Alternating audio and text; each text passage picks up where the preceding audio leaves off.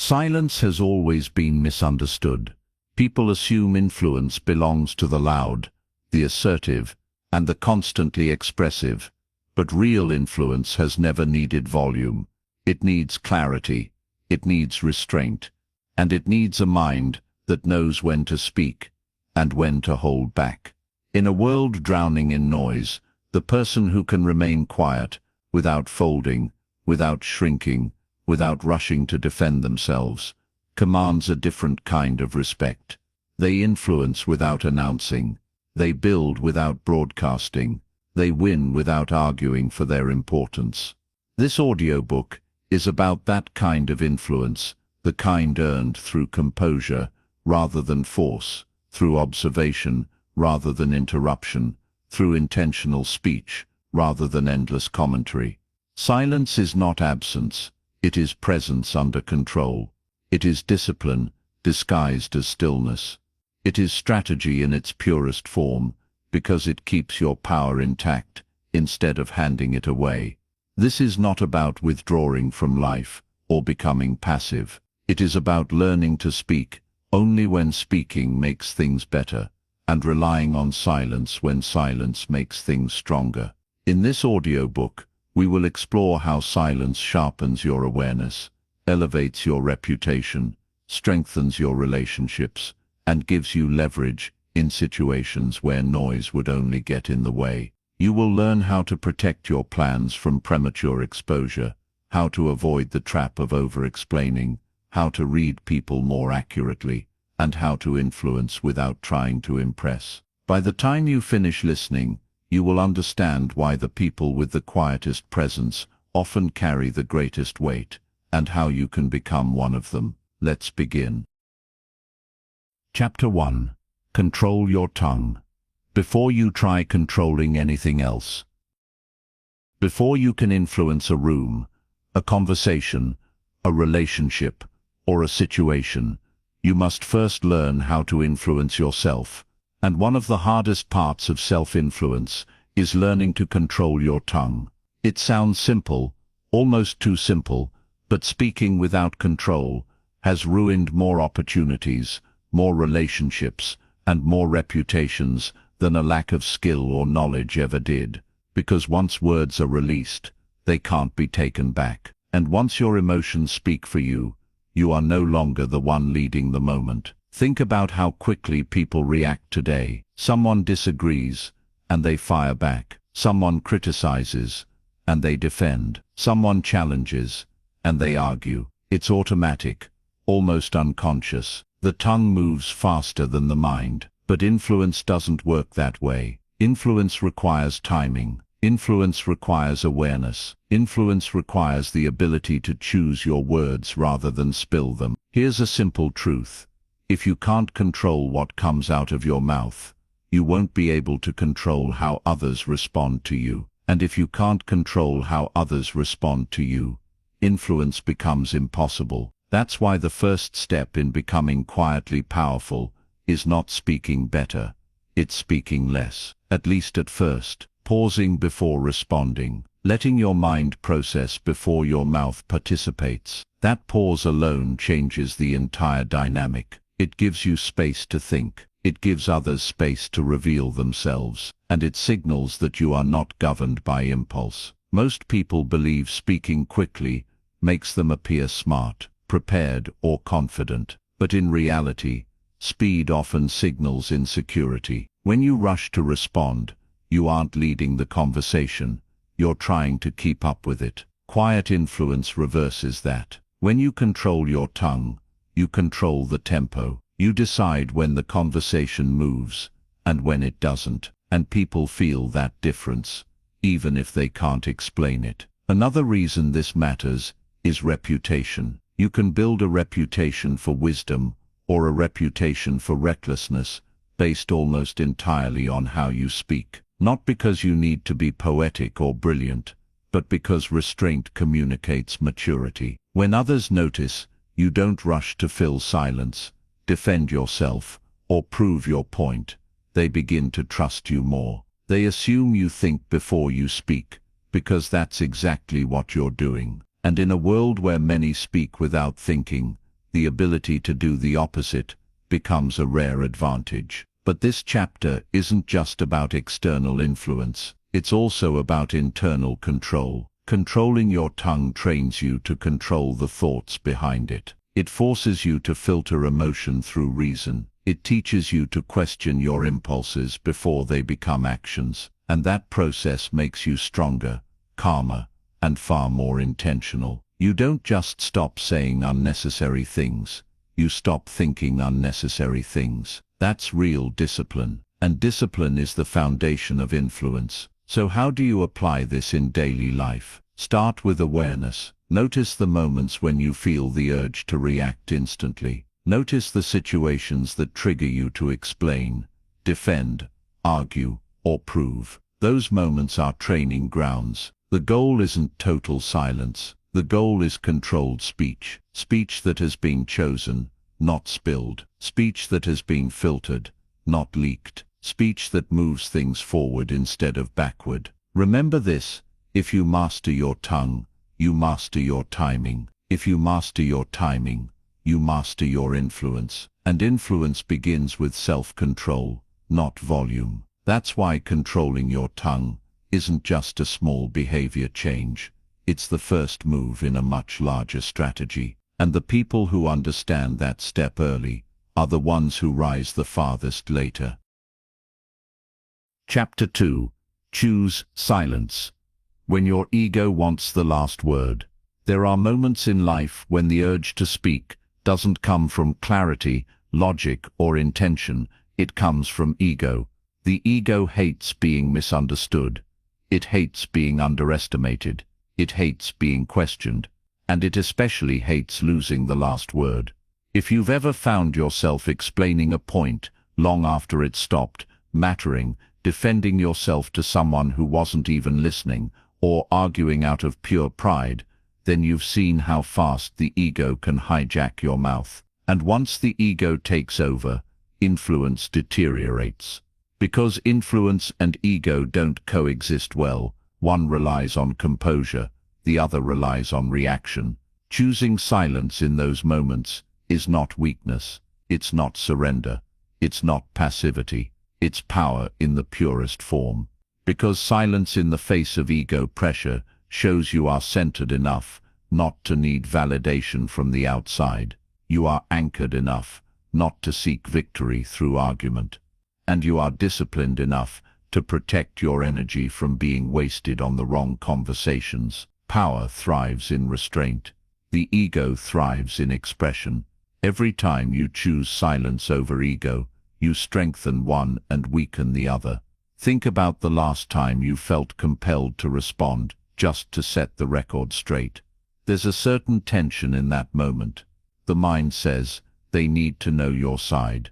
The ego says, don't let them think you're wrong, but pause long enough, and you realize something interesting. Most of the time the urge has very little to do with truth and everything to do with image.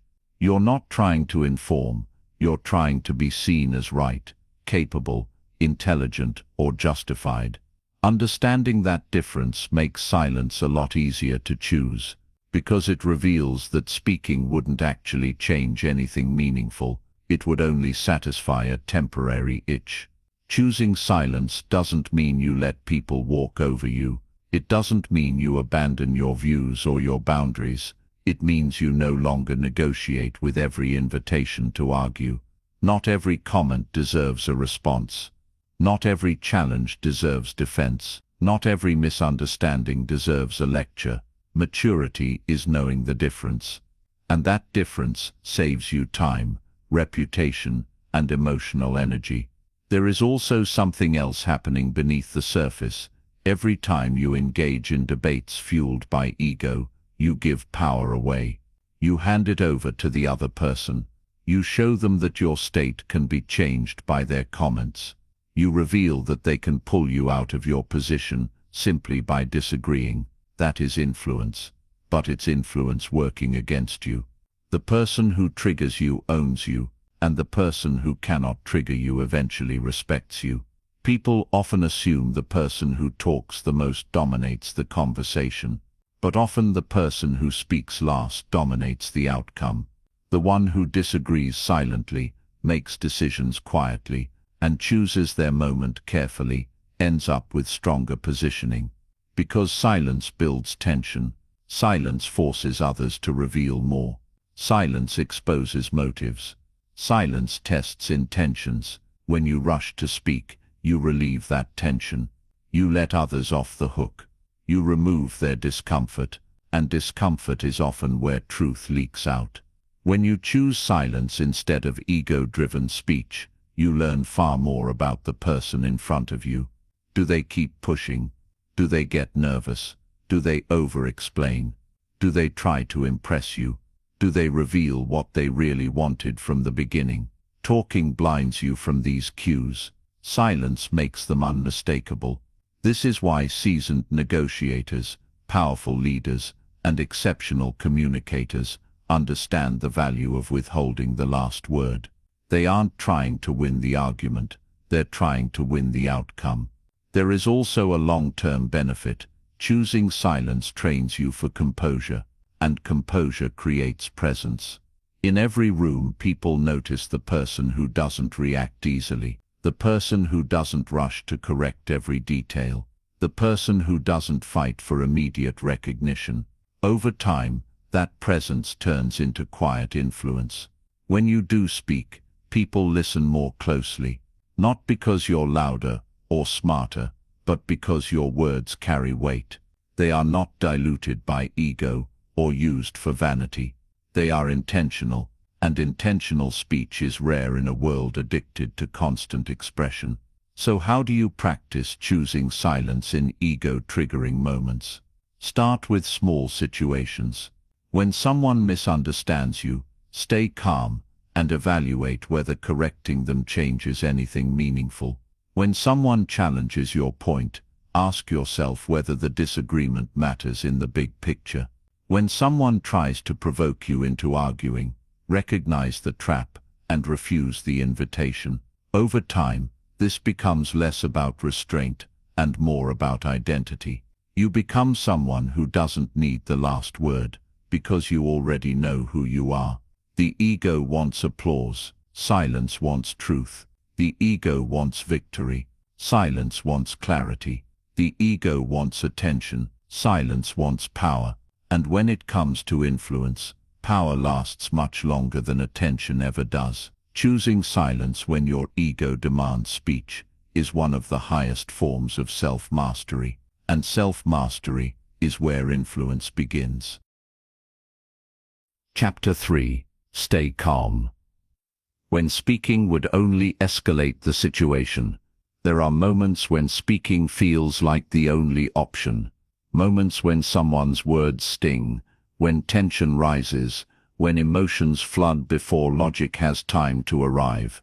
In those moments the tongue becomes a weapon, not because it is sharp, but because it is impulsive. And impulsive speech rarely solves anything. In fact, it almost always makes the situation worse. Anger escalates. Defenses rise. Pride gets involved. Before long, what could have been resolved with a pause turns into a conflict with no clear winner.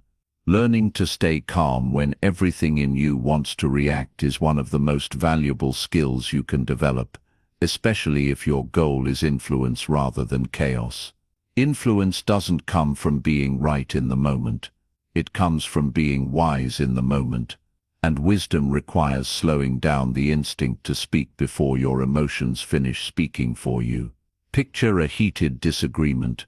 One person raises their voice. The other counters. Words start flying faster, louder, sharper. Very quickly, neither person is communicating.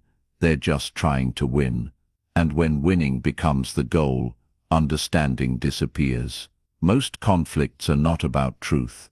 They are about ego, frustration, insecurity, or fear. When you refuse to escalate, even when you could, you instantly change the trajectory of that conversation. You create room for reason to return. You create room for the other person to reveal more. You create room for a resolution instead of a victory. Silence and composure in emotionally charged situations serve as a pressure valve. They lower the intensity instead of contributing to it. But there is a deeper layer here. When you can remain calm, you are no longer controlled by the moment. You are controlling the moment. And that difference is enormous. People who cannot stay calm become predictable. You know how they will react. They become easy to provoke and easy to steer. People who can stay calm confuse the situation. They disrupt expected reactions, and disruption gives them power. Another benefit of staying calm is that it prevents you from speaking words you cannot retract. In an escalated situation, words become ammunition. People start saying things not because they mean them, but because they want the other person to feel what they feel: hurt, insulted, misunderstood, dismissed. Later, both sides regret it. But regret doesn't erase damage. You may apologize. You may explain. But once certain words are spoken, they permanently alter the relationship. Silence, on the other hand, alters very little. It gives space for repair, instead of making repair harder. Of course, staying calm doesn't mean you ignore problems or pretend everything is fine. It means you respond at the right time, not the fastest time. There is a difference between responding and reacting. Reacting is immediate and emotional. Responding is delayed and intentional. Reacting is about self-gratification. Responding is about resolution. That delay, those few seconds of stillness, can save friendships, careers, partnerships, and peace of mind. People sometimes assume that escalation shows strength. It doesn't. Escalation shows that the situation has control over you. Calmness shows that you have control over yourself. And self-control is what others respect, even if they don't admit it. Think about leaders you admire: teachers, parents, mentors, executives, coaches. The strongest leaders are rarely the loudest in conflict. They are the ones who hold their ground without panic, without emotional theatrics, without verbal clutter. Their calm communicates confidence, and confidence often resolves more than arguments ever could. A practical way to stay calm in escalating situations is to create mental space before engaging.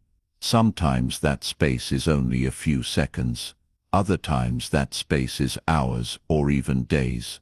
The question to ask yourself is simple: will speaking right now make this better or worse? If the answer is worse, or if you don't know, silence is the strategic choice. Silence is not the absence of input, it is delayed input. It allows your mind to catch up with your emotions, so you don't let your emotions speak as if they were your mind. There's another important truth here. When you refuse to escalate, you gain visibility into the other person's emotional landscape. You notice things you would have missed while arguing: their tone, their insecurities, their assumptions, their values, their fears, their triggers. Every conflict reveals information if you're calm enough to observe it. Information is influence fuel.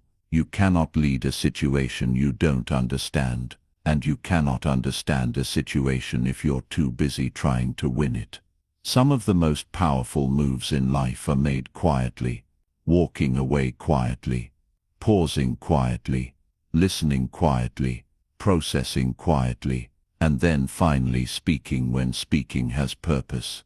This approach doesn't suppress communication, it refines it. It makes your words carry more weight, because they are no longer competing with emotion for control. So remember this: escalation feels satisfying in the moment, but costly afterward. Calm may feel frustrating in the moment, but profitable afterward. The question is not how you feel while holding silence. The question is how you feel after the silence has done its work. And over time you will notice something profound. The more calm you become, the less chaos you invite. The less you react, the less others control you. And when others can't control you, influence begins. Chapter 4. Stop wasting energy on conversations with no return. Every conversation costs something. It costs attention, it costs emotional bandwidth, it costs time, and it costs energy. Most people never notice the cost because conversations feel harmless. A little gossip here, a little debate there, a little arguing, a little proving, a little defending. It doesn't feel like much in the moment. But day after day, year after year, these small drains add up. And while people wonder why their mind is tired, why they feel overwhelmed, or why they can't focus on things that actually matter, the answer is often hidden inside the conversations they give their energy to, without any thought at all. Influence isn't just about what you say, it's about where you invest your voice. And investing your voice into conversations with no return is like throwing money at investments that never pay you back. You walk away poorer. Poorer in time, poorer in clarity, poorer in peace. Conversations are either deposits or withdrawals. They either build something or drain something. And part of becoming influential is learning the difference. A conversation with no return is a conversation that doesn't move anything forward. It doesn't deepen understanding, it doesn't solve a problem, it doesn't build a relationship, and it doesn't create clarity. It just feeds impulse. Gossip is a classic example. Gossip gives a quick hit of stimulation, a sense of involvement, maybe even superiority, but it returns nothing. It doesn't improve your character, your goals, your behavior, your mindset, or your influence. It only consumes time and attention while pretending to be social interaction, and once you start to see the drain clearly, you can't unsee it. Another category of low-return conversations are arguments that lead nowhere. Two people debating not to understand each other, but to win. If you've ever left a conversation like that feeling exhausted, you've experienced the withdrawal. No understanding gained, no resolution achieved, just energy burned. And here's the important part. Most arguments don't even need to happen. They are ego performances disguised as communication. One person wants to feel right, the other wants to feel heard. No one wants to learn. When no one wants to learn, the conversation has already failed. Then there are conversations that are built on appealing for approval, explaining your decisions to people who would be happier if you didn't succeed, lowering your goals to make others comfortable, defending your path to people who haven't built anything themselves. None of these return value. They steal it. They steal momentum. They steal confidence. They steal ambition. They steal peace. And the ego keeps paying the bill because the ego hates being misunderstood. One of the greatest upgrades you can make in your life is becoming selective about who gets access to your mental and emotional resources. Not everyone deserves a debate. Not everyone deserves an explanation. Not everyone deserves clarification. Not everyone deserves your time, your attention, or your voice. Influence requires conservation. It requires the ability to protect your energy the way wise people protect their money, by refusing to spend it frivolously. This doesn't mean you cut off communication. It means you elevate it. Conversations with return are conversations that build. They build understanding. They build alignment. They build strategy. They build relationships. They build perspective. They build clarity. Notice the pattern.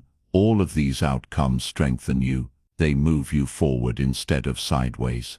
When you start to prioritize conversations that build instead of conversations that drain, your life begins to compound. There is also a psychological advantage here. When you stop participating in low-value conversations, people begin to notice. They notice that you don't engage in meaningless drama. They notice that you don't entertain arguments that go nowhere.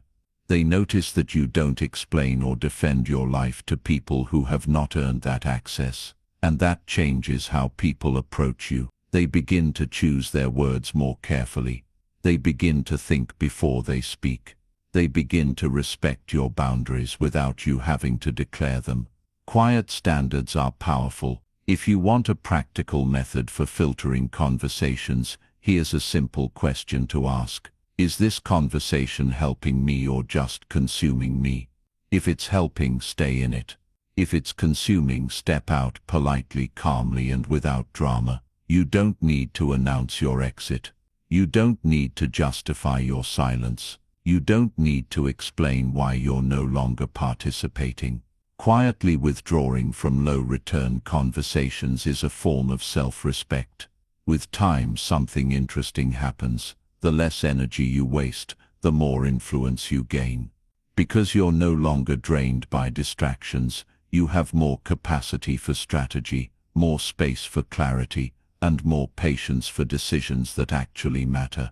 You become someone whose presence feels intentional, someone who doesn't talk just to fill the air, someone who treats their voice like a resource, not a reflex. And when your voice becomes a resource, other people treat it like one too. Chapter 5. Let others speak first. If you want real insight. Most people enter conversations with one priority: to be heard. They're ready with their opinions, prepared with their stories, waiting with their responses. But when you always speak first, you learn the least. Because the moment you start talking, you stop observing. And when you stop observing, you cut yourself off from the invaluable information other people reveal when they're given the space to speak freely. If you want to learn how people think, how they feel, what they value, and who they really are, let them speak before you do. Listening is not passive, it is strategic. It is one of the oldest forms of influence. It allows you to understand what motivates someone, what worries them, what they want, what they fear, and what they're truly trying to communicate beneath their words. And here's the important part. People reveal more than they intend to when you give them time and silence. That's when the truth shows up. Not the polished answer, not the rehearsed identity, the real material. There's a psychological principle at play here called verbal space. Humans have a natural discomfort with silence. When there's an open space in a conversation, most people rush to fill it. They start talking to reduce the tension, and in that rush, they reveal more than they planned. They admit things indirectly. They show their values. They show their insecurities. They show their motives. When you're the one filling the silence, you miss all of that. When you wait, you get access to information others can't see. Think about negotiation. The best negotiators are rarely the ones talking the most. They're the ones listening, waiting, observing. They let the other side reveal their interests, their constraints, their priorities. Once they know those things, they can influence the outcome with precision. Without that information, they're just guessing. Influence thrives on insight, and insight requires silence. Another reason to let others speak first is because most people are so focused on expressing themselves that they never learn how to understand others. But understanding others is one of the highest forms of intelligence, social intelligence. When you understand someone's psychology, you can speak in a way that lands. You can lead without forcing. You can persuade without fighting. You can align without arguing. Influence is never one size fits all. It requires customization, and customization requires insight. So how do you apply this in everyday life? Start by resisting the urge to jump in immediately.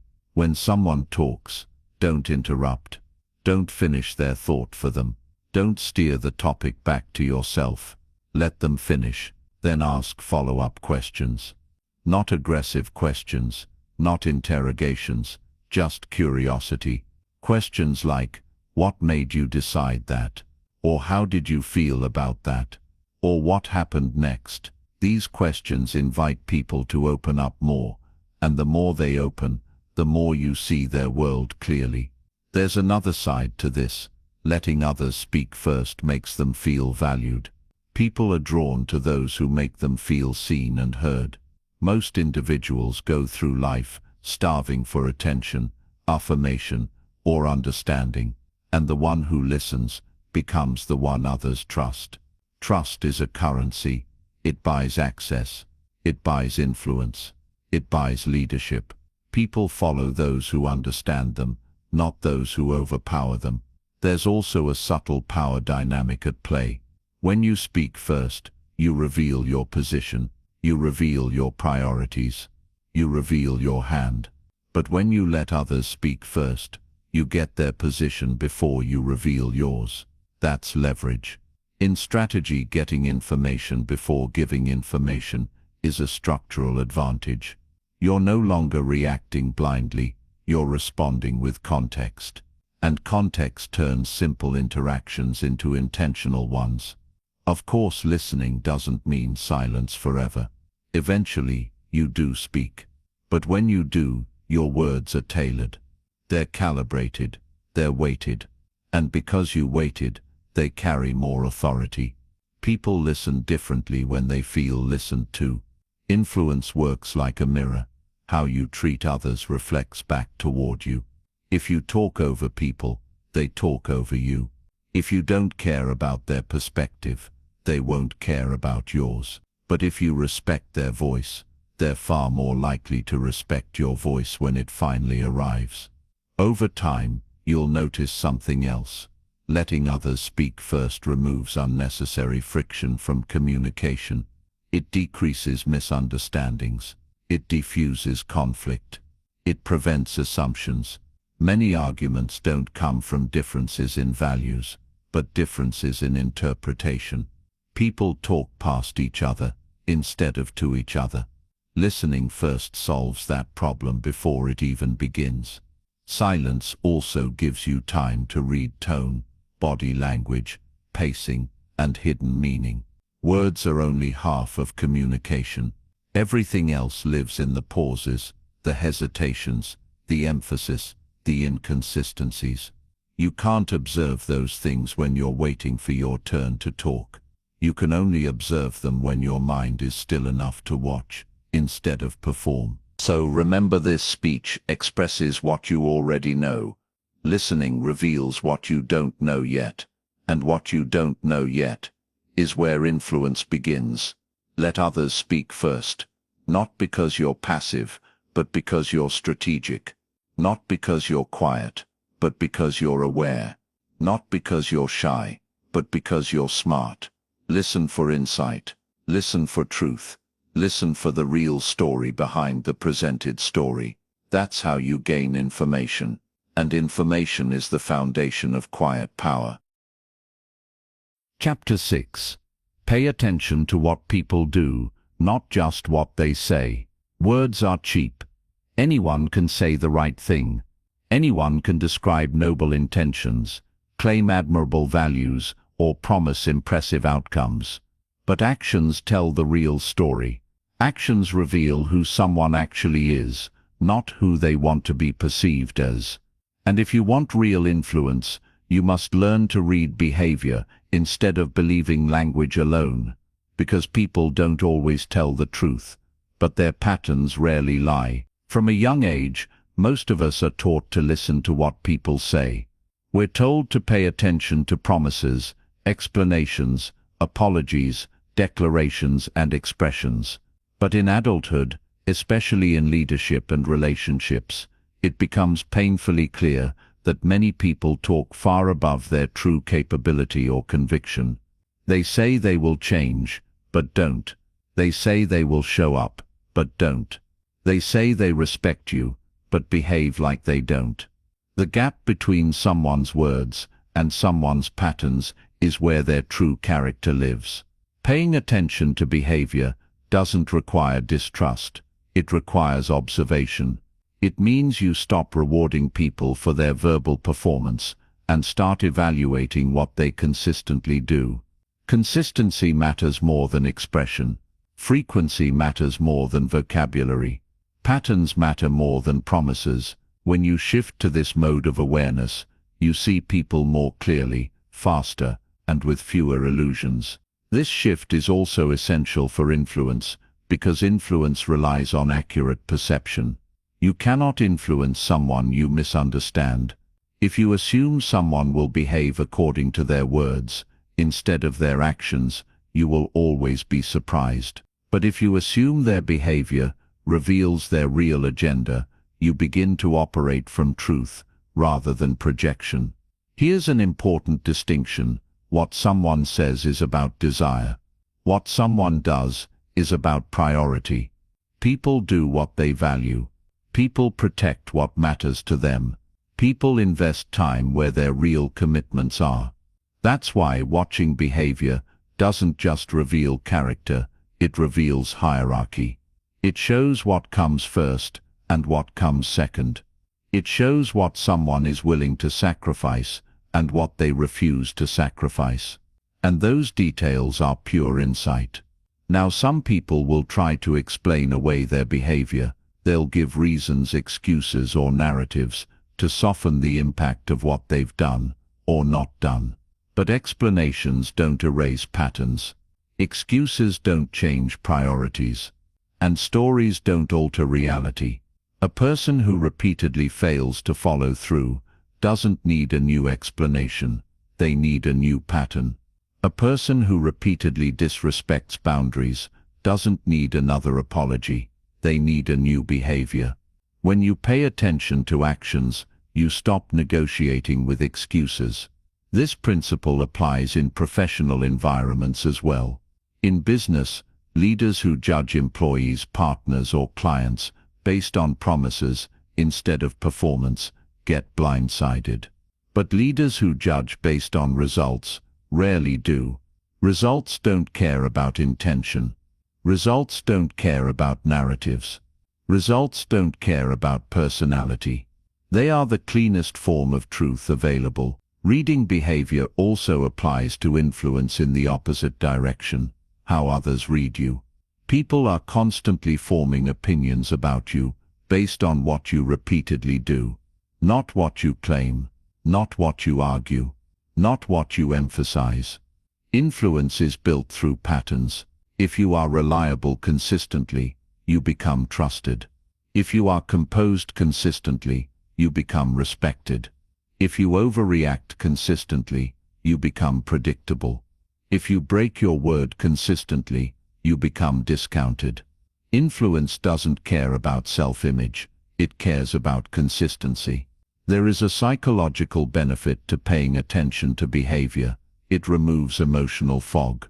When you take someone's actions seriously, you save yourself from investing in situations that have no future. You stop trying to change people who don't want to change.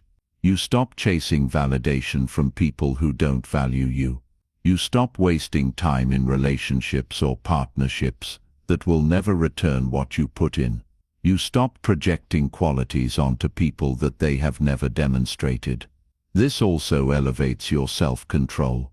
When you stop arguing with people's words and start responding to their behavior, conversations become simpler. If someone consistently crosses a boundary, you don't need to debate them about it, you just enforce the boundary.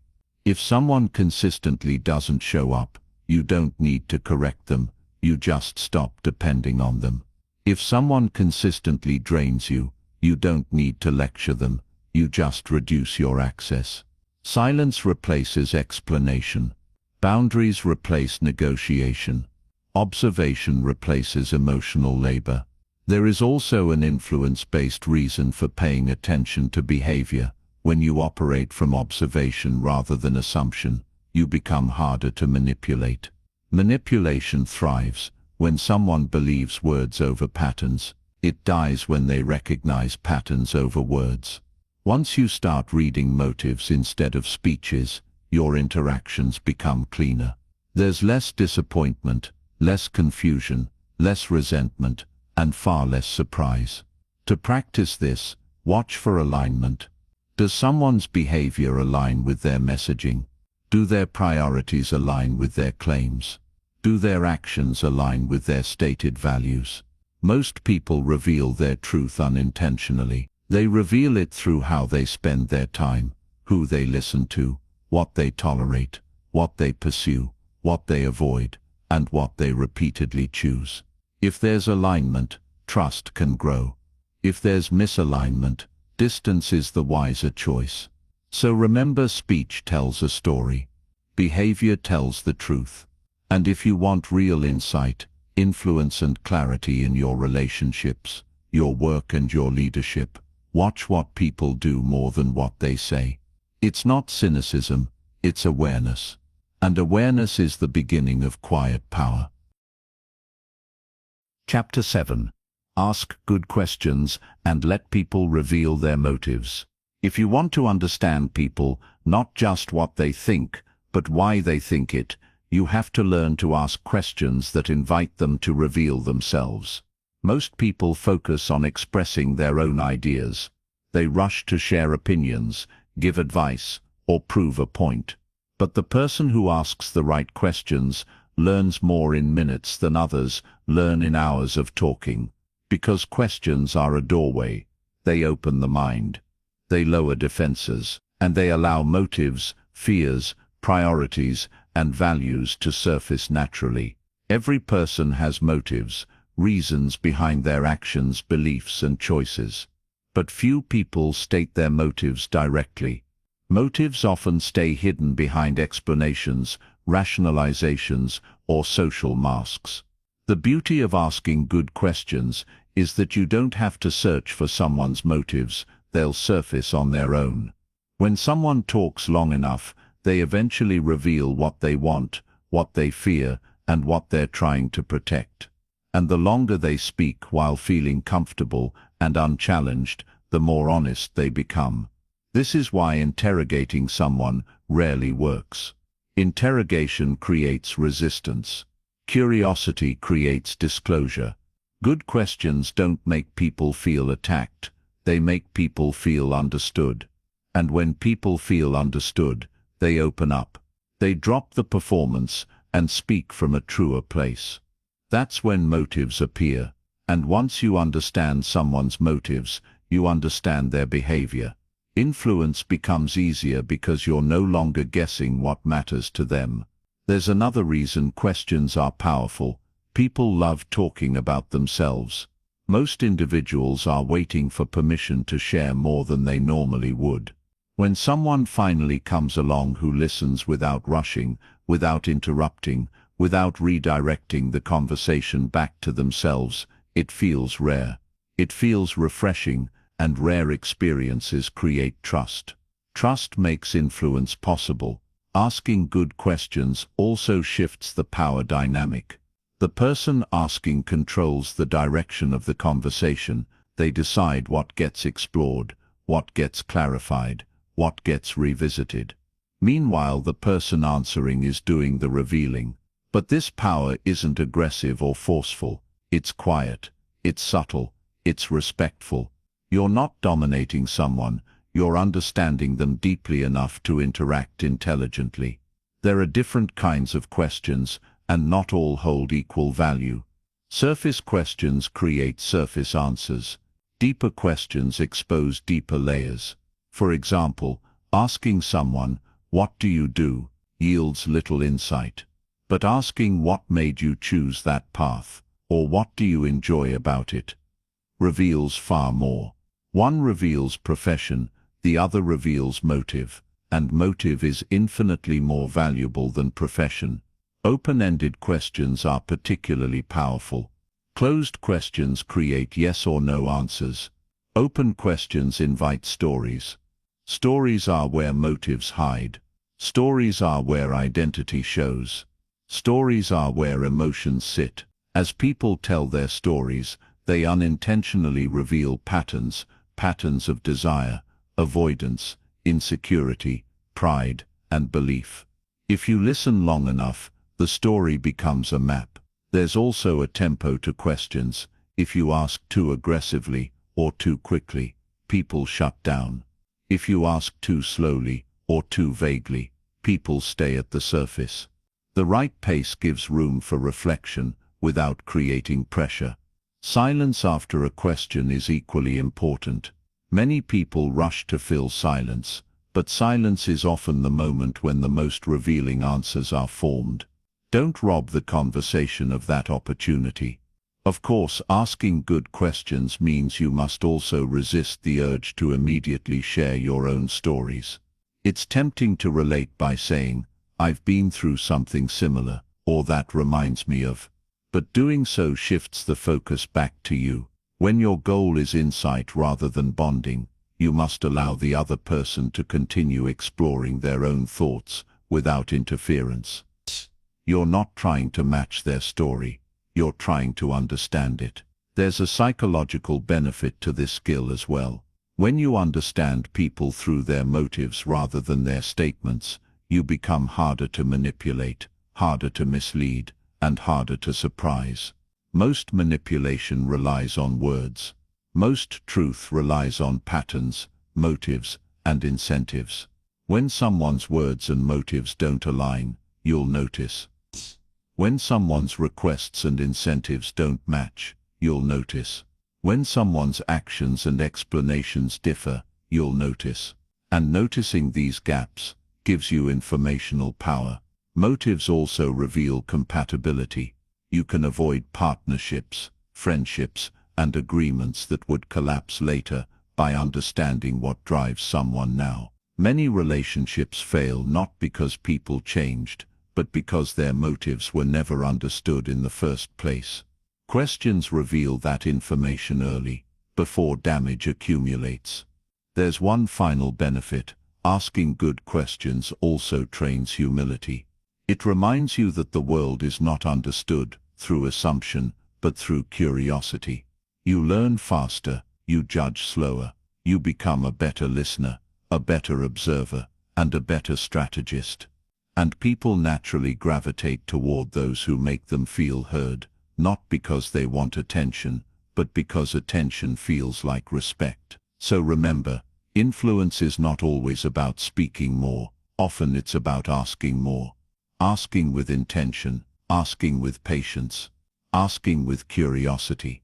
When you let people speak long enough, they tell you everything you need to know. And once you know someone's motives, you no longer interact with the surface version of them, you interact with the real one. That's where influence begins. Chapter 8. Stop defending yourself, and let your work build your name. There comes a point in life where you have to make a decision about what you want your reputation to be built on. Some people build theirs on explanations. Some build it on arguments. Some build it on justification. But the ones who rise the highest, the ones who gain influence without shouting for it, build their reputation on results. They let their work do the speaking, because work speaks in a language that doesn't need defending. Defensiveness is often rooted in insecurity. When you feel the need to defend yourself constantly, it's usually because you care too much about how you're being perceived, and too little about what you're actually producing. The paradox is that the more energy you spend defending yourself, the less energy you have available to build the very results that would silence the criticism. Explanations may quiet doubts temporarily, but accomplishment silences them permanently. We live in a world where people announce their intentions loudly. They talk about what they are going to do, how committed they are, what their next move is. But intentions don't build credibility. Finished work does. If you say you're disciplined and your actions prove it, people believe you. If you say you're ambitious and your achievements reflect it, people respect you. But if your words promise greatness while your work shows inconsistency, no argument can rescue the gap. This is why defending yourself is a trap. Every time you explain, every time you justify, every time you argue for how others should see you, you reinforce the idea that their opinion matters more than your output, and the more important their opinion becomes, the more power you give away. Influence doesn't grow when you convince people to see you differently. Influence grows when you give them undeniable evidence they can't ignore. There is also a strategic angle to this. People pay more attention to what they discover on their own than what they are told directly. If you tell someone you are talented, they may or may not believe you. But if they watch your work, your consistency, your execution and your outcomes, they don't need convincing. They form the conclusion themselves. When someone reaches a conclusion on their own, they defend it. When you try to impose a conclusion on someone, they resist it. Quiet influence leverages this psychological truth. Another reason to stop defending yourself is that criticism is part of growth. The more you accomplish, the more you will be misunderstood. Some people will underestimate you, others will doubt you, others will misinterpret your silence as weakness. But the moment you get pulled into defending every misunderstanding, you lose the clarity and calm needed to keep building. Your energy shifts from creation to correction, from progress to protection, and that shift slows you down. One of the strongest moves you can make is allowing people to misunderstand you temporarily, because time is the great clarifier. Time reveals consistency, and consistency reveals truth. When someone doubts you today, but watches you quietly rise for years, they eventually realize their doubt was not a reflection of you, but of their own limited vision. There is dignity in letting time reveal what arguments never could. This principle also applies in leadership. Good leaders don't defend every decision they make. They communicate direction, they take responsibility, and they execute. Over time, results justify the choices. Leaders who defend every decision create chaos, because they invite debate over things that should be driven by vision. Leaders who execute allow the results to close the debate without words. And there is an interpersonal layer to this as well. When you stop defending yourself, you become harder to provoke. People who seek to unsettle you, whether consciously or unconsciously, lose their leverage. They try to challenge you into reacting. They try to bait you into arguing. They try to poke holes so you will rush to fill them.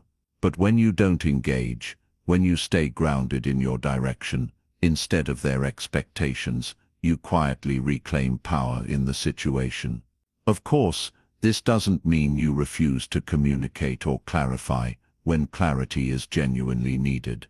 Communication is essential, but there is a difference between communicating to align and defending to be approved. One moves things forward, the other keeps you stuck. To practice this, start by noticing when you're about to defend yourself. Notice the impulse. Notice the tension in your chest or your jaw. Notice the internal voice that says, you have to fix how they see you. Then ask a better question. Does their opinion affect my direction, or just my ego? If it only affects your ego, silence is the stronger move. If it affects your direction, communicate without defending, state facts, share vision, and keep building. Your name is not built through argument. Your name is built through evidence, through consistency, through execution, through results. The world listens differently when your work speaks first, and long after the arguments have faded, the work remains as proof. So let your critics talk. Let your doubters speculate. Let your ego itch for retaliation. You stay focused on building, because when the work is undeniable, no defense is required. Chapter 9. Use silence as a tool in negotiations and difficult conversations. Silence is uncomfortable for most people. They rush to fill it. They hurry to explain. They scramble to justify. And they reveal more than they planned. In negotiation, silence becomes a strategic weapon because the one who can tolerate discomfort controls the pace, the direction, and often the outcome. Negotiation isn't always about money or business deals. It happens in relationships, in workplaces, in family conversations, and in everyday moments when expectations collide. And in those moments, silence isn't emptiness, it's leverage. When a negotiation becomes difficult, most people do the same thing. They speak more. They add more reasoning, more persuasion, more details, more emotion, hoping that sheer volume will carry them to victory. But the truth is the opposite. The more you talk, the more information you give away. You show your priorities, your fears, your bottom line, your flexibility, and your pressure points. Silence, on the other hand, forces the other side to reveal theirs. Consider the psychology behind it. Humans are wired to seek resolution. Silence interrupts that resolution. The longer the silence lasts, the stronger the urge to fill it becomes. And the one who speaks to relieve that tension is often the one who concedes first. They offer more favorable terms. They soften their stance, or they clarify a point that didn't need clarification. Meanwhile, the silent party learns, observes, and waits. But silence doesn't just gather information, it also signals confidence. When you stay quiet after stating a point, you demonstrate that you believe it stands on its own. No justification, no follow-up, just a statement, delivered and left alone. That kind of silence communicates strength, boundaries, and certainty. It tells the other person that you are not negotiating from fear, desperation, or insecurity. You are calm, you are composed, and composure is persuasive. Another form of silence in negotiation is the pause. The pause is subtle but powerful. It allows you to hear the conversation without reacting to the emotional spikes within it. Pauses prevent misunderstandings from escalating and give you time to choose intentional responses instead of impulsive reactions. A pause before answering also signals that you are thinking, not surrendering. It makes your words sound more deliberate, even if your internal decision-making is quick. Silence can also diffuse heated moments. When conversations escalate, voices tend to rise, tempers flare, and egos join the battle. Responding immediately in that environment often worsens the situation because the communication is no longer rational, it's reactive. But if you pause, breathe, and remain silent for just a moment, the emotional temperature begins to lower. The other person hears their own tone more clearly. They may even correct themselves without you pushing them. Silence here becomes a mirror that reflects behavior back at the speaker. There's a tactical layer as well. In many negotiations, people assume the one talking is leading. That's not true. The one asking questions is leading. The one using silence to extract information is leading. The one waiting for the other to over-explain is leading. Speaking without thinking can feel like control, but it is often the opposite. True control is the ability to withhold when withholding benefits your position. But silence must be used correctly. Silence used passively, out of fear or uncertainty, weakens you. Silence used intentionally strengthens you. The key difference is purpose. Intentional silence is active. It listens, it observes, it analyzes, it asks without asking, it watches without reacting, and it saves you from saying things that reduce your leverage. There's also a relational advantage to silence. In difficult conversations, whether with a partner, a friend or a colleague, silence allows room for honesty to surface. People will often speak deeper truths when they don't feel pressured or interrupted. The harder the topic, the more valuable that space becomes. Silence in these contexts isn't about winning, it's about understanding. And understanding makes influence sustainable. When you use silence effectively, you also become harder to manipulate. Many people rely on pressure to get others to comply. They push with emotion, urgency, or guilt. They expect you to respond quickly and automatically. Silence breaks that expectation. When you don't react on command, the manipulator loses control. They're forced to adjust. They're forced to clarify. They're forced to reveal what they really want.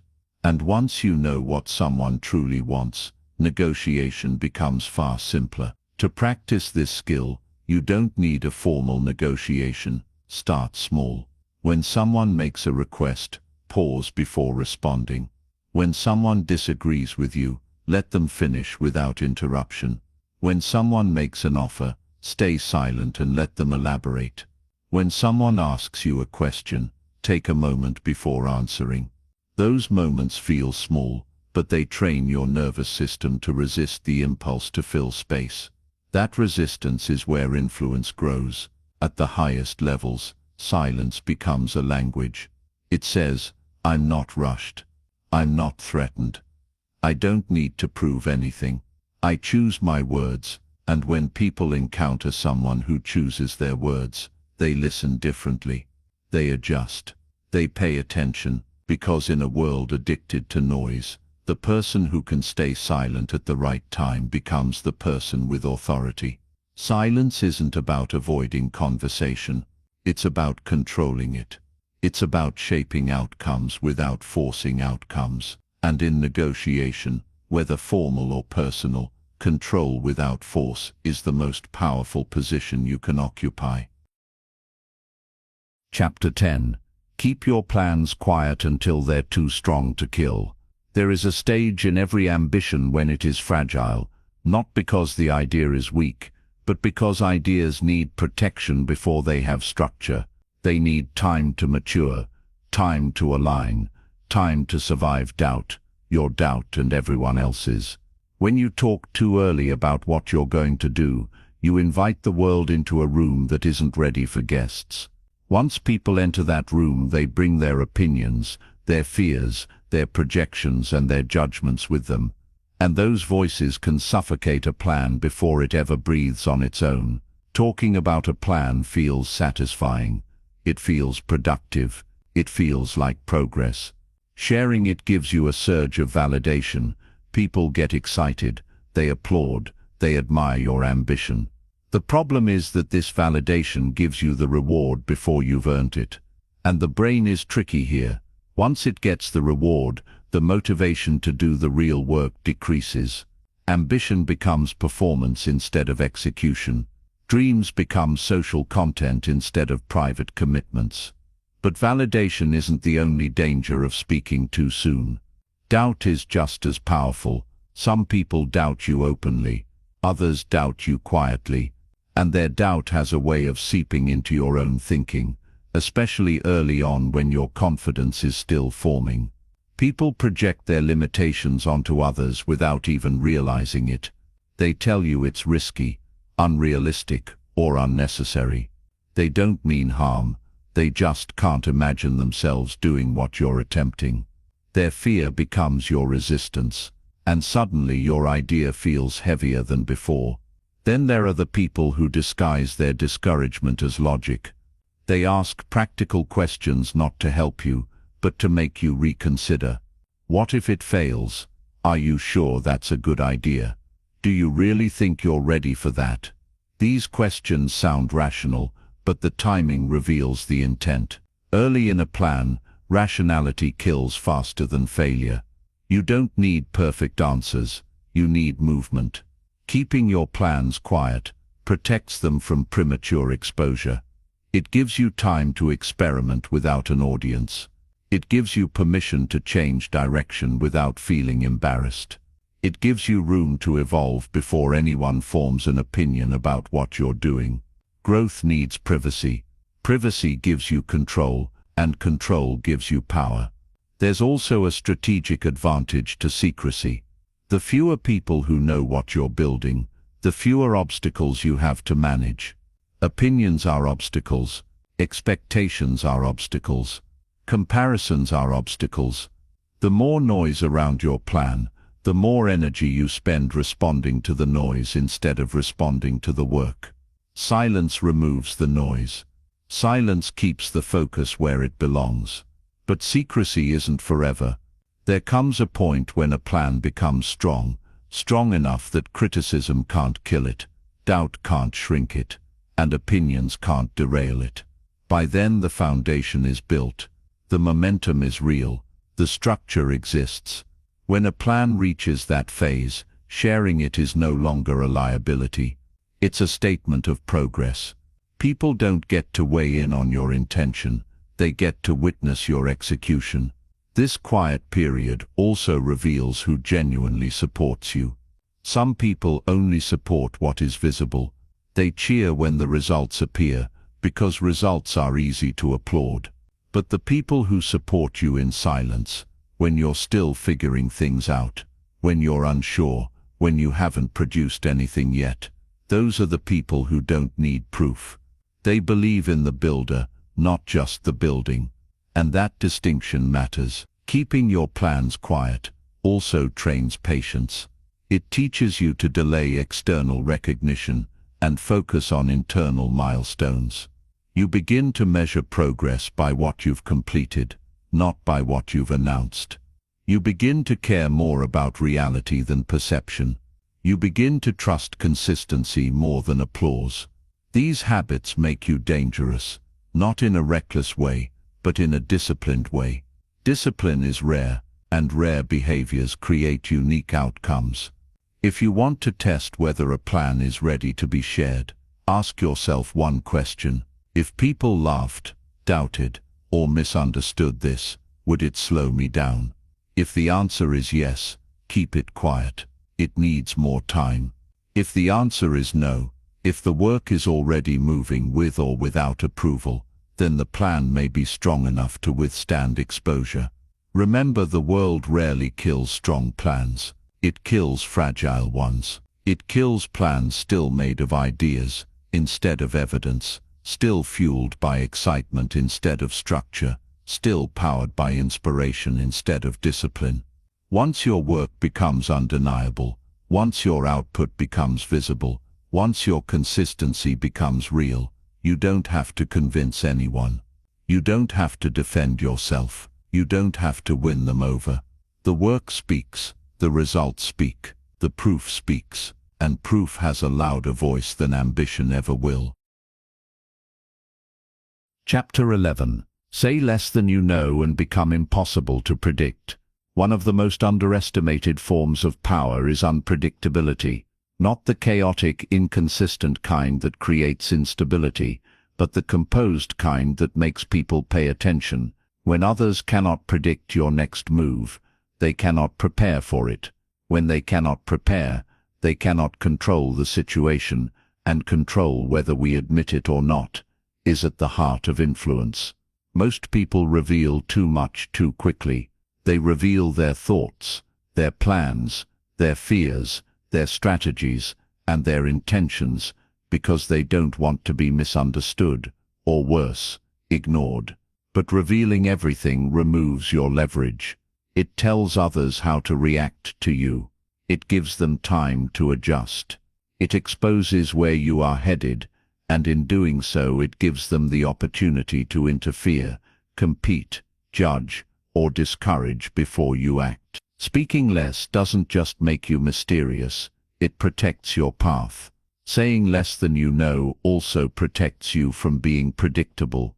Predictability makes you easy to read, easy to manipulate, and easy to control. When someone knows exactly how you will react, they can shape the environment to get the reaction they want. But when you are not easily read, people must approach you differently. They become more careful with their words.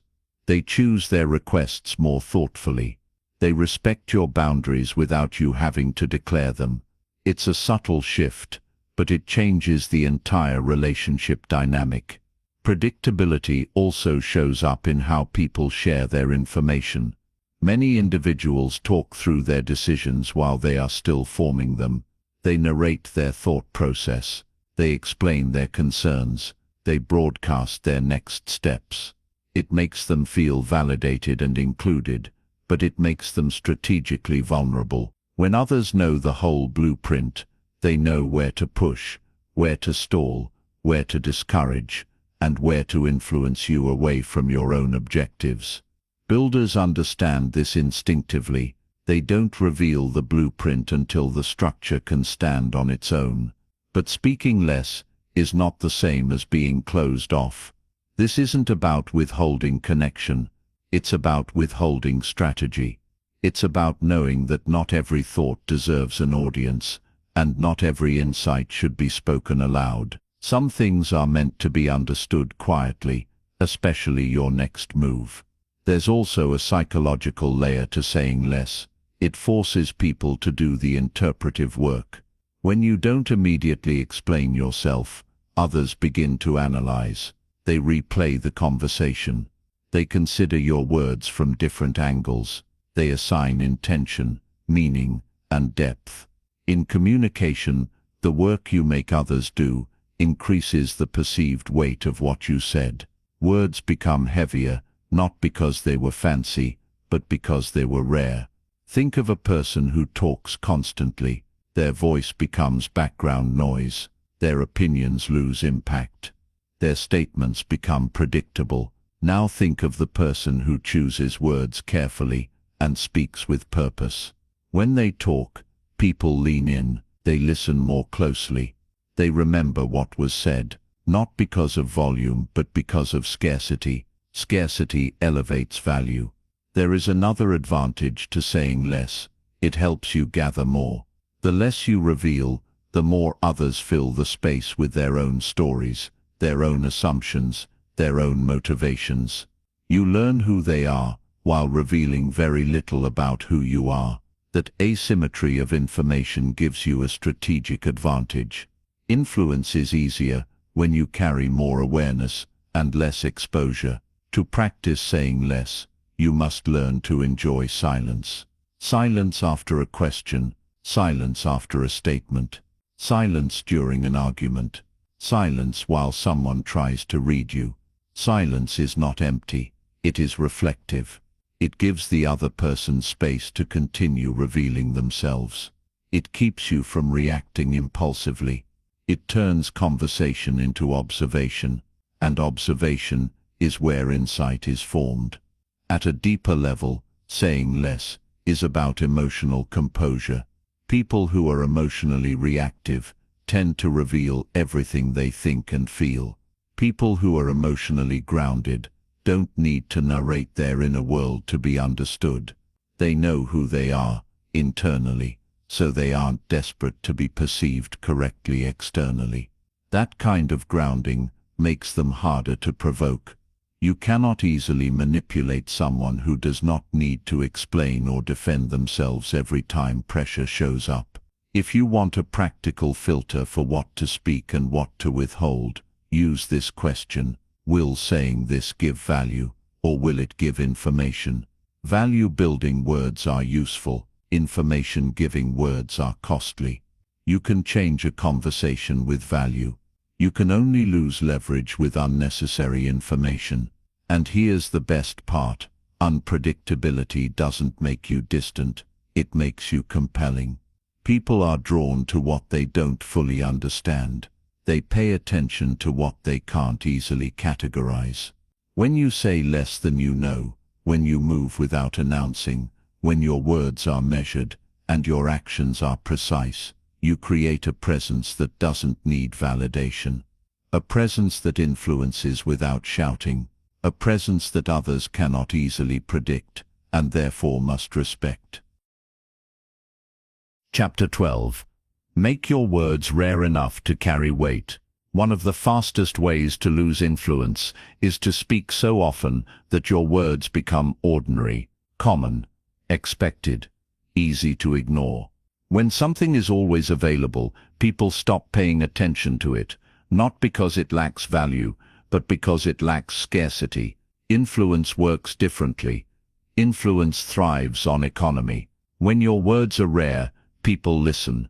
When they are constant, people tune out. Think about the people in your life who talk endlessly. They narrate every thought, respond to every comment, and fill every silence. At first, you might pay attention, but over time, their words blend into the background. They become noise rather than signal. Now think about someone who speaks less frequently, someone who waits, someone who observes, someone who doesn't jump into every conversation. When they finally speak, you notice, you lean in. You assume what they are about to say matters, because they don't say everything that crosses their mind. This isn't magic, it's the psychology of scarcity. Humans attach value to what feels limited. That principle applies to money, to opportunities, to time, and to speech. When something is limited, we become attentive. We assign importance to it. We assume intention behind it. The person who speaks with restraint naturally creates this effect without having to demand it. Making your words rare doesn't mean becoming antisocial or silent to the point of isolation. It means eliminating the unnecessary. It means speaking with purpose instead of reflex. It means filtering your thoughts before letting them escape your mouth. And it means understanding the difference between speaking to contribute and speaking just to participate. There's a powerful rule in influence. If you want people to listen when you speak, don't speak every time you feel the urge. Talking constantly is a form of self-sabotage. It reveals too much, too quickly, without giving your thoughts time to mature. It also invites criticism, argument, and intervention prematurely. But when you speak selectively, you protect your thoughts until they are strong enough to withstand scrutiny. This principle applies in leadership as well. Weak leaders talk excessively to assert control. Strong leaders speak sparingly to provide direction. The room shapes itself around their words because those words aren't cheap. They aren't scattered. They come with intent.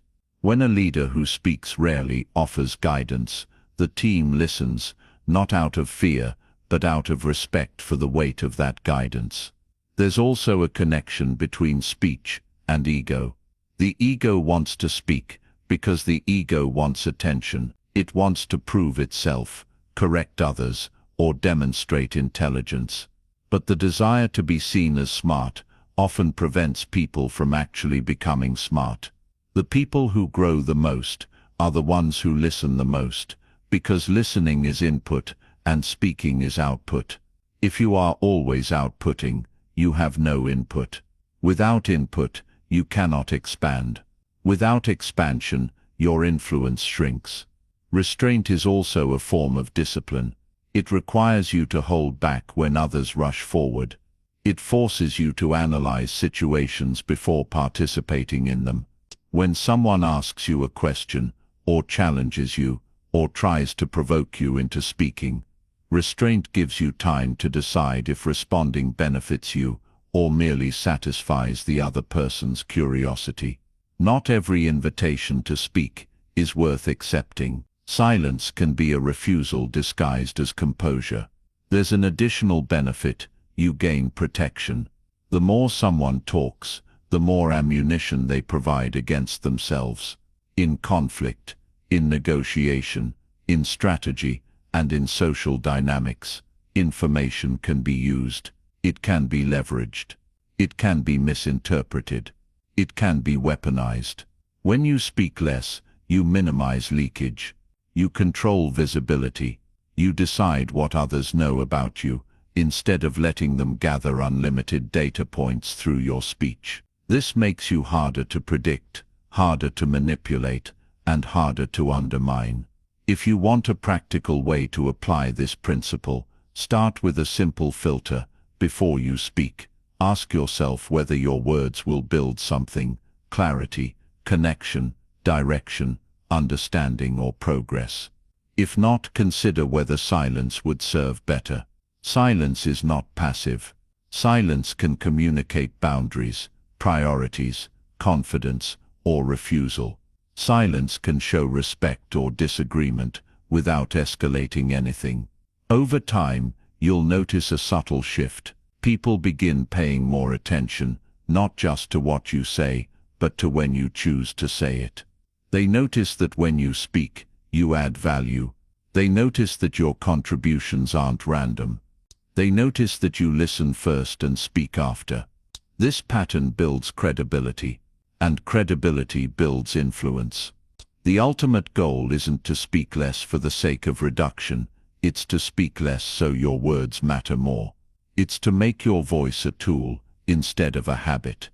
It's to ensure that when you talk, you are not just adding noise to the world, but signal. Words lose power when they are abundant. They gain power when they are earned. When you make your words rare enough to carry weight, you no longer need to demand attention. Attention arrives on its own. Chapter 13. Walk away quietly and let the silence do the talking. There will be moments in life when the most powerful thing you can do is leave, not loudly, not dramatically, not with speeches or explanations, but quietly. Walking away quietly carries a different kind of strength. It communicates that your dignity is intact, that your standards are non-negotiable, and that you are no longer willing to participate in situations that diminish you. But what makes this move especially influential is what happens after you walk away. The silence you leave behind speaks for you. Most people don't know how to leave without noise. They want closure, they want validation, they want acknowledgement, or they want the other side to understand their reasoning. The ego insists on being heard. It wants the last word, the final argument, the moral explanation. Yet the more noise you make on your way out, the more you reveal. You reveal your frustration, your disappointment, your need for recognition, and unfortunately, the more emotional you become, the less powerful the exit becomes. Quiet exits operate differently. When you walk away without fanfare, others are forced to fill in the blanks. They replay the situation. They reconsider their choices. They analyze their behavior. They question their assumptions. Silence triggers reflection more effectively than confrontation. Confrontation makes people defensive. Silence makes them thoughtful. But this chapter isn't just about relationships, though it applies there too. It's also about business, friendships, collaborations, negotiations, and environments that no longer align with your standards. Knowing when to leave a room is as important as knowing how to enter one. Some rooms don't deserve your presence. Some dynamics don't deserve your effort. Some conversations don't deserve your participation. And some battles don't deserve to be fought. Leaving quietly also protects your future. When you storm out loudly, you close doors, damage bridges, and create narratives you cannot undo. People remember the exit more than the conflict.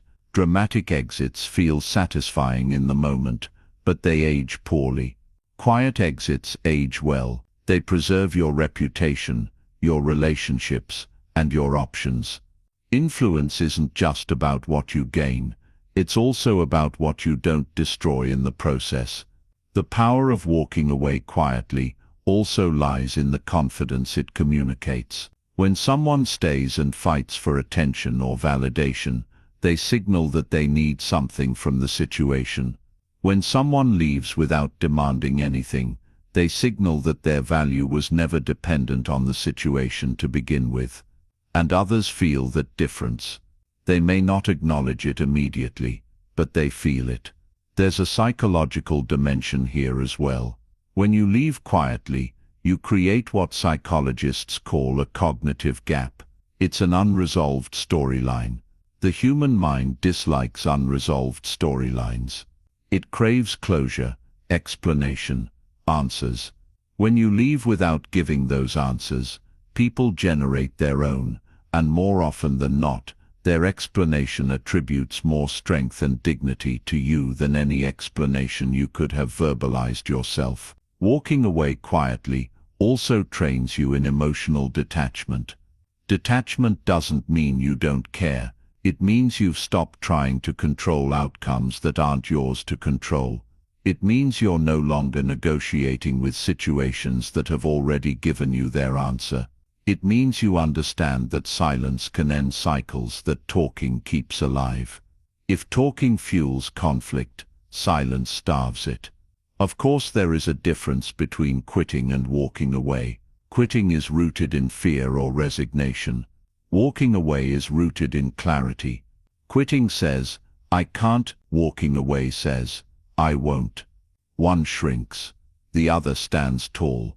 When you walk away quietly, you are not giving up. You are choosing where to invest your time, your energy, and your self-respect. The practical question becomes, how do you know when it's time to leave quietly? It's usually clear long before you admit it. When effort stops creating progress, when communication stops creating understanding, when loyalty stops creating reciprocity, when the situation demands you shrink, betray yourself, or abandon your values.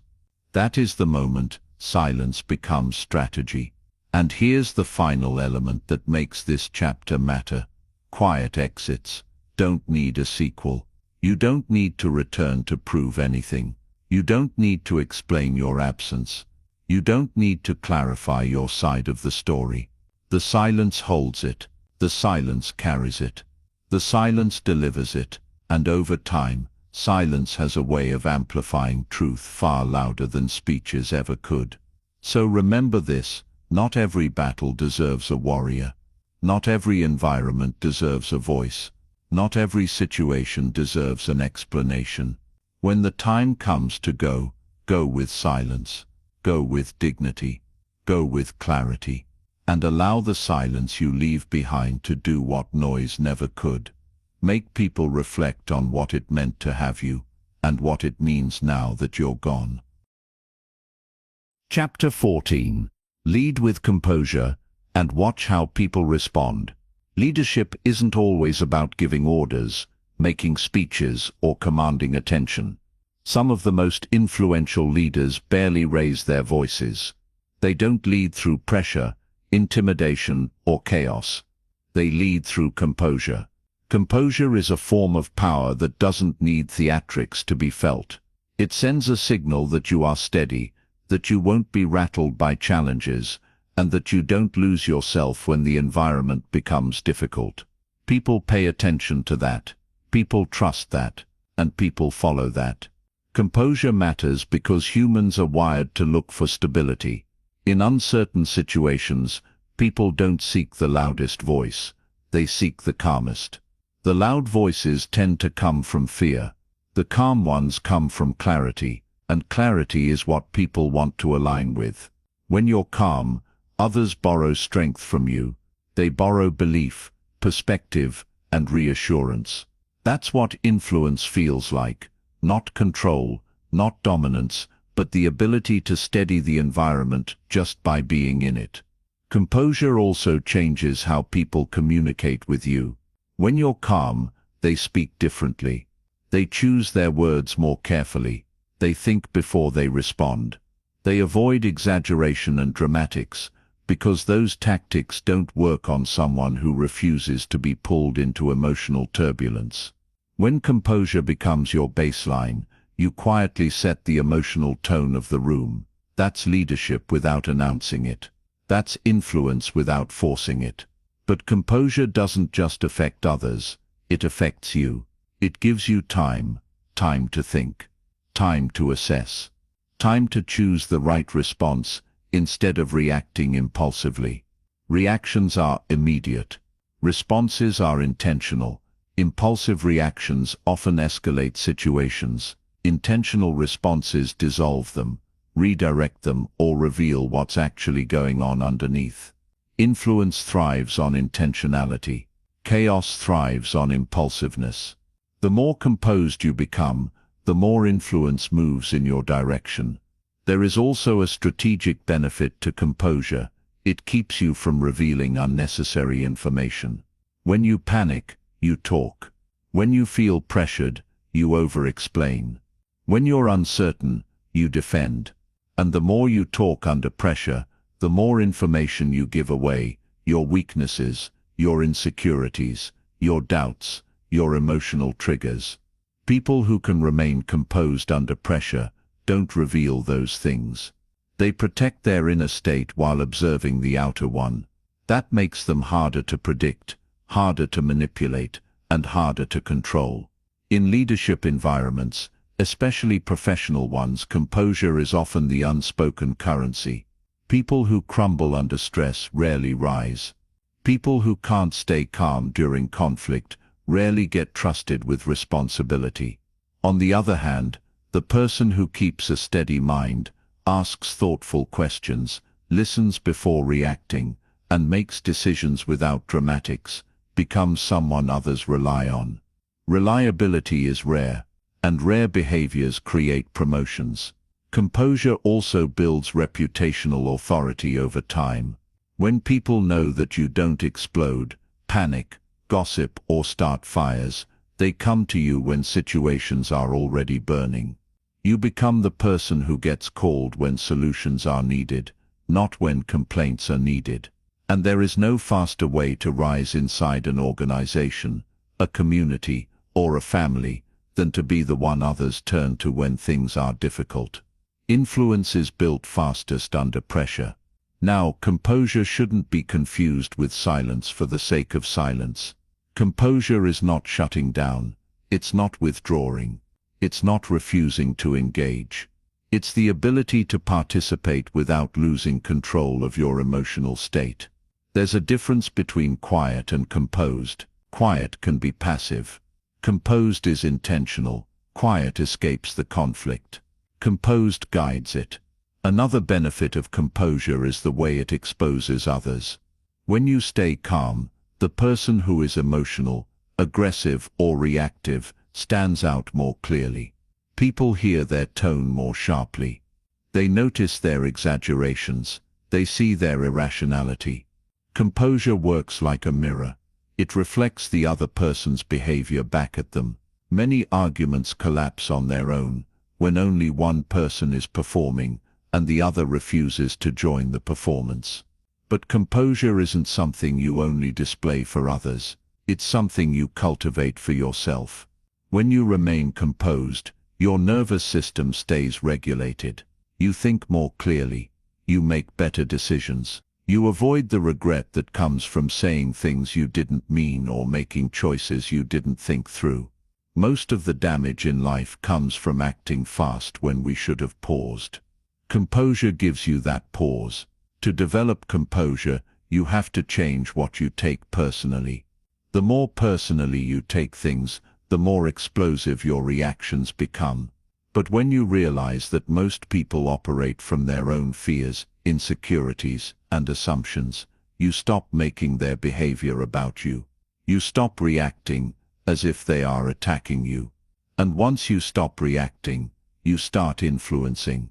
If you observe leaders long enough, you'll notice something interesting. The ones with real power rarely need to shout to prove it. They don't need to dominate the room to be respected. They don't need to assert their authority to be acknowledged. Their composure speaks for them. Their restraint communicates more than their words could. Their emotional steadiness gives others permission to rise instead of retreat. So pay attention to how people respond to you when you are composed. Conversations shift, tension dissolves, respect increases, and influence grows, quietly, steadily, naturally. Because composure is not just a personal skill, it is a leadership signal. And once you learn to lead with composure, you no longer need force to move people. You only need presence. Chapter 15. Master your inner dialogue to stop being controlled by the world. There is a level of influence that has nothing to do with how you speak to others and everything to do with how you speak to yourself.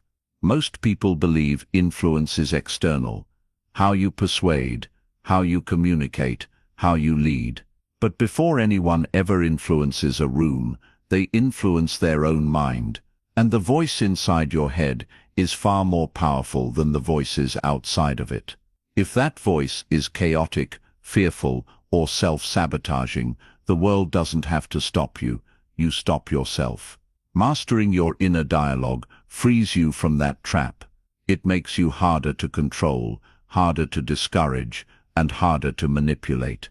The world is full of opinions, judgments, expectations, and noise. If your inner voice echoes all of that noise, you'll constantly feel pulled in every direction. One person doubts you, and suddenly you doubt yourself. One person criticizes you, and suddenly you shrink.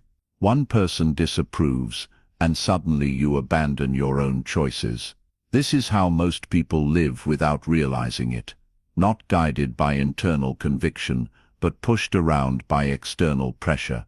And nothing destroys influence faster than a mind that belongs to everyone but you.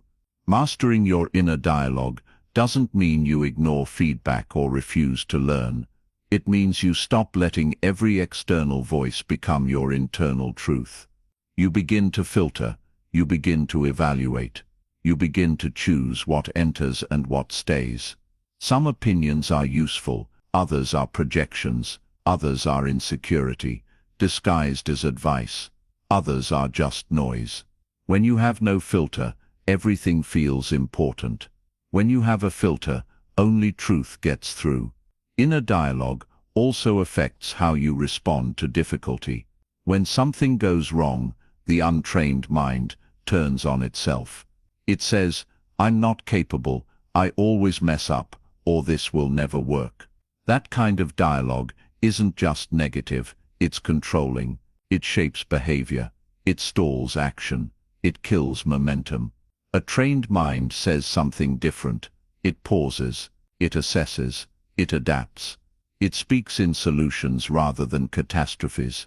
This doesn't happen automatically. It is practiced. It is built. It is earned. Another aspect of inner dialogue that people don't consider is how often it's inherited.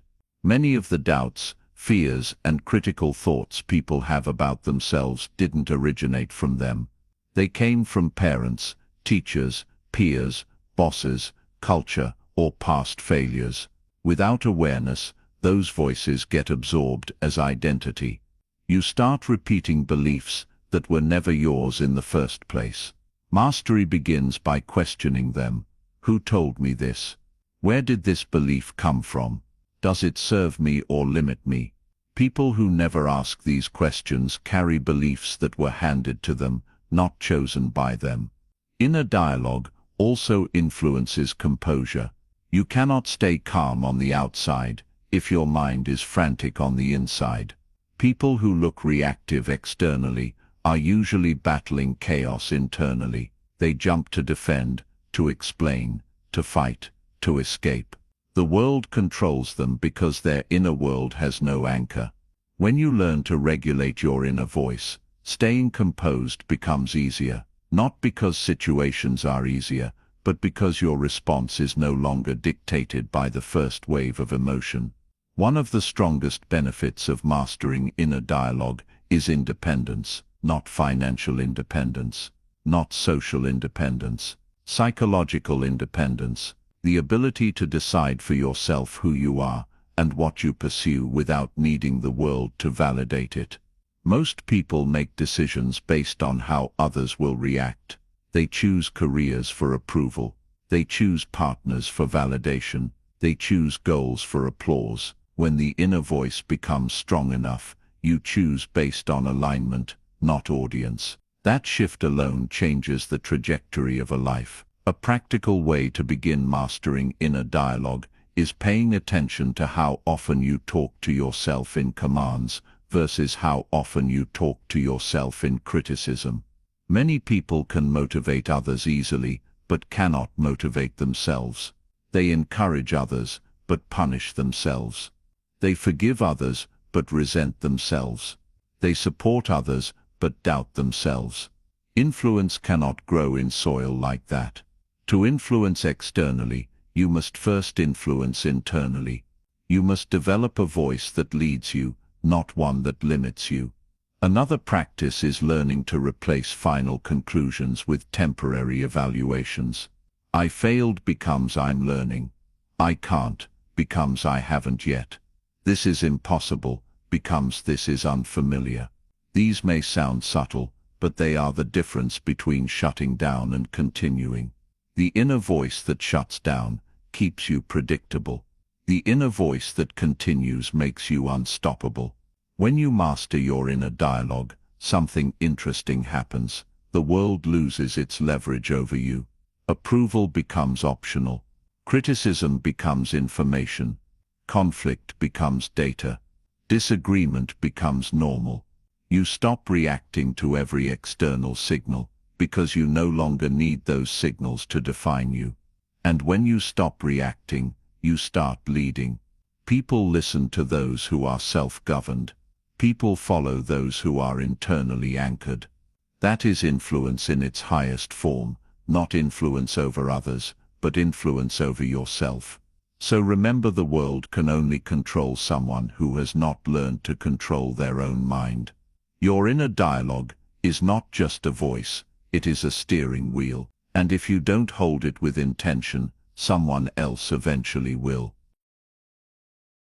Conclusion. Influence is not built in noise, it's built in silence. Quiet choices, quiet standards, quiet discipline, and quiet self-mastery. All throughout this audiobook we've explored how silence isn't absence, and it isn't weakness. Silence is control. Silence is focus. Silence is strategic restraint. It is the refusal to give away your power through impulsive speech, unnecessary explanations, or emotional reactions. The louder the world becomes, the more valuable this skill becomes. If you look at the people who lead others, truly lead, without begging for attention, without forcing agreement, without demanding applause, you will find that they practice silence in ways most people never notice. They listen before they speak. They gather information before making decisions. They respond instead of react. They protect their plans until those plans can stand on their own. They speak only when their words will move something forward: understanding, clarity, action, or alignment. They walk away from the wrong rooms instead of fighting for space in them, and they protect their mind from being dictated by the opinions and expectations of others. You have also learned that influence begins long before you enter a room. It begins with the relationship you have with yourself. If your inner dialogue is chaotic, fearful, defensive, or self-defeating, the world becomes your puppeteer. Every opinion controls you. Every rejection derails you. Every misunderstanding pulls you into arguments you didn't need to fight. But when the inner voice is steady, when it's yours, when it listens more than it panics, the world no longer gets to steer your decisions. You become self-governed, and self-governance is one of the defining traits of influential people. Silence, used well, also reveals truth. When you're not busy filling the air with explanations or justifications, other people start revealing their motives,